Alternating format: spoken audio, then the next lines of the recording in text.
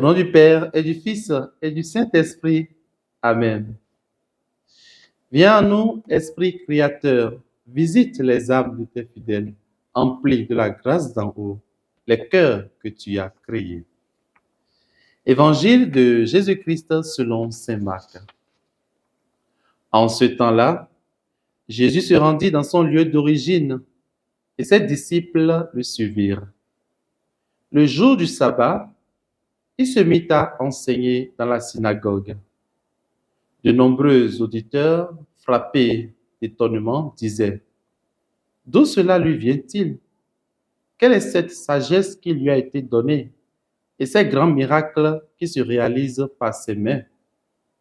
N'est-il pas le charpentier, le fils de Marie et le frère de Jacques, de José, de Jude et de Simon? Ses sœurs ne sont-elles pas ici chez nous? Et ils étaient profondément choqués à son sujet. Jésus leur disait: un prophète n'est méprisé que dans son pays, sa parenté et sa maison. Et là, il ne pouvait pas accomplir des miracles. Il guérit seulement quelques malades en leur imposant les mains. Il s'étonna de leur manque de foi. Jésus parcourait les villages d'alentour en enseignant. Acclamons la parole du Seigneur. Louange à toi, Seigneur Jésus. Bien-aimés dans le Seigneur, nous sommes aujourd'hui le mercredi 5 février et nous rendons grâce au Seigneur pour le don de la vie. L'Église en ce jour fait mémoire de Sainte Agathe, vierge et martyre. Agathe, dont le nom évoque la bonté, était une jeune fille qui avait consacré sa virginité au Christ. Elle reçut de Dieu la force de verser son sang pour celui qu'elle aimait. C'était en 251 à Catane de Sicile, durant la persécution de Dès. En parcourant les villes et les villages de Galilée, tout en enseignant et en guérissant, Jésus visite Nazareth chez lui. Il était entouré des gens de sa localité, c'est-à-dire ceux qui l'ont vu grandir.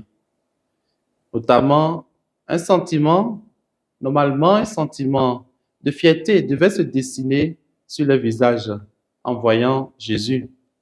Mais hélas, malgré la sagesse et l'autorité avec laquelle Jésus les enseignait, ils n'osaient pas croire en ce fils de charpentier dont toute sa famille était connue.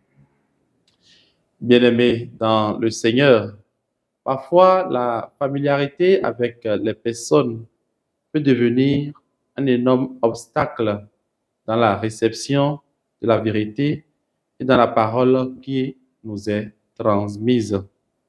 La parole de Dieu est parole divine, quel que soit celui qui la porte. Il nous revient de l'accueillir dans notre cœur.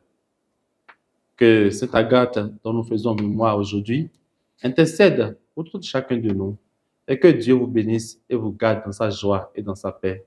Au nom du Père et du Fils et du Saint-Esprit. Amen.